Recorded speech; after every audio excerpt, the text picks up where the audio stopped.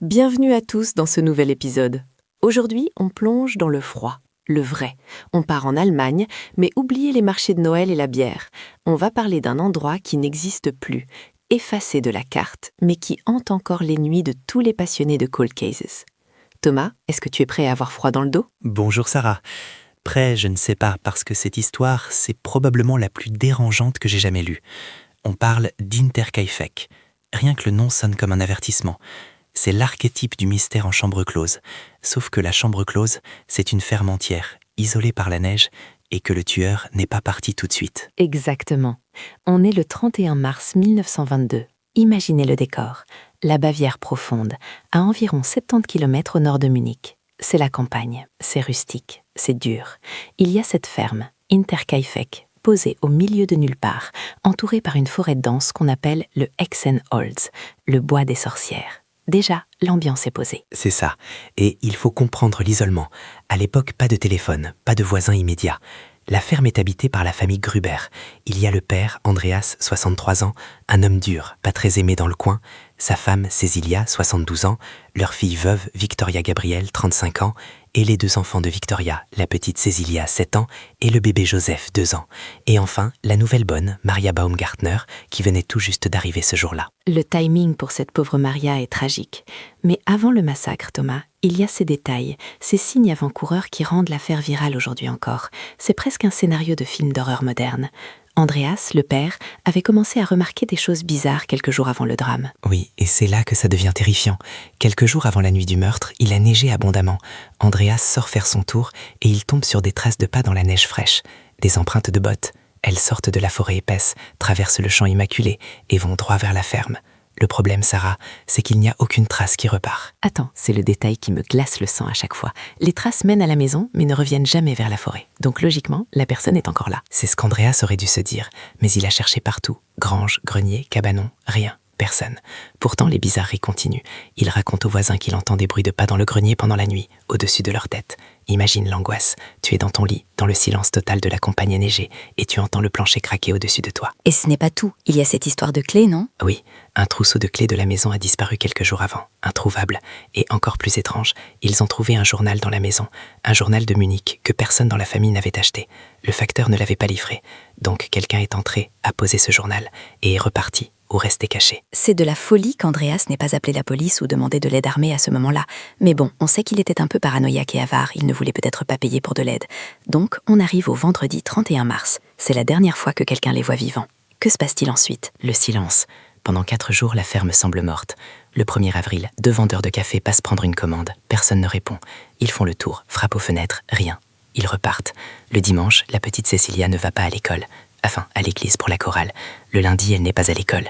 Le facteur remarque que le courrier s'empile. C'est finalement le mardi 4 avril que les voisins décident d'aller voir. Lorenz Schlittenbauer, un voisin dont on reparlera, mène un petit groupe pour vérifier.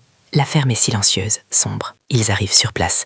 Schlittenbauer, qui semble connaître les lieux un peu trop bien, se dirige vers la grange. C'est une structure qui connecte la maison à l'étable. Il pousse la porte. Il fait sombre à l'intérieur.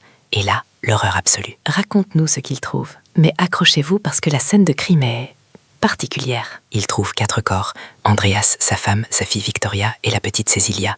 Mais ils ne sont pas éparpillés, ils sont empilés les uns sur les autres, comme des bûches au milieu de la grange. Le tueur a pris le temps de recouvrir les corps avec du foin et une vieille porte arrachée. On ne voyait que des bouts de vêtements qui dépassaient. C'est d'une violence inouïe. Ils ont été tués comment ? À coups de pioche. Une pioche de ferme spécifique, qu'on appelle une Reutauer en allemand. C'est un outil lourd, avec un côté tranchant et un côté marteau. Les crânes sont fracassés. C'est brutal, c'est personnel. Mais le pire, Sarah, c'est l'autopsie de la petite Cecilia, la fille de 7 ans. Je sais, c'est le détail qui me donne envie de pleurer. Les médecins légistes ont déterminé qu'elle n'est pas morte sur le coup. Elle a survécu plusieurs heures, allongée sous les cadavres de ses parents et grands-parents. Dans sa terreur et son agonie, elle s'est arrachée des touffes entières de cheveux. Elle avait des cheveux dans les mains. Elle est morte de choc et d'hémorragie, seule, dans le noir et le froid. C'est abominable. Et les 2 autres, la bonne et le bébé ? Ils ont continué l'inspection. Ils sont entrés dans la maison par la grange. Dans sa chambre, la nouvelle bonne, Maria, a été tuée dans son lit. Elle n'a même pas eu le temps de défaire ses valises. Et le bébé, Joseph, 2 ans, il a été tué dans son berceau, dans la chambre de sa mère. Un coup violent au visage. Le tueur a exterminé toute la lignée. D'accord, donc on a un massacre familial total. Mais ce qui fait basculer cette affaire dans le surnaturel, ou du moins dans la psychose totale, c'est ce qui s'est passé après les meurtres. On a dit que les corps ont été trouvés le 4 avril, mais que la mort remontait au 31 mars. Il y a un trou de 3 ou 4 jours. C'est là que ça devient l'histoire de l'invité invisible. Pendant ces 3 jours, entre le massacre et la découverte, la ferme n'était pas vide. Des témoins ont vu de la fumée sortir de la cheminée tout le week-end. Attends, donc le tueur a tué tout le monde et ensuite il s'est fait un feu pour se réchauffer? Exactement. Et ce n'est pas tout. Quand la police a examiné les lieux, ils ont trouvé des restes de repas récemment consommés dans la cuisine. Du pain, de la viande avait été mangé. Le lit de quelqu'un avait été utilisé. Mais le détail le plus hallucinant concerne le bétail. Les animaux? Oui, les vaches et les animaux de la ferme n'étaient pas mortes de faim. Quelqu'un les avait nourris. Pendant 3 jours, le tueur a vécu dans la maison, a dormi dans leur lit, a mangé leur nourriture et est sorti nourrir les bêtes à l'étable. Tout ça alors que les cadavres de la famille pourrissaient juste à côté dans la grange. C'est un sang-froid inhumain.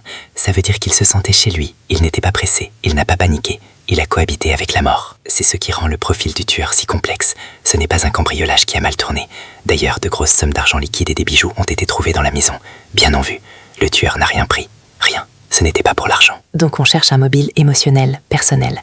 Parlons des suspects, Thomas, parce qu'avec une scène de crime aussi chargée, la police a dû avoir des pistes. Ils ont interrogé plus de 100 personnes, mais un nom revient toujours. Lorenz Schlittenbauer, le voisin qui a mené le groupe de recherche. Pourquoi lui? Alors, c'est glauque.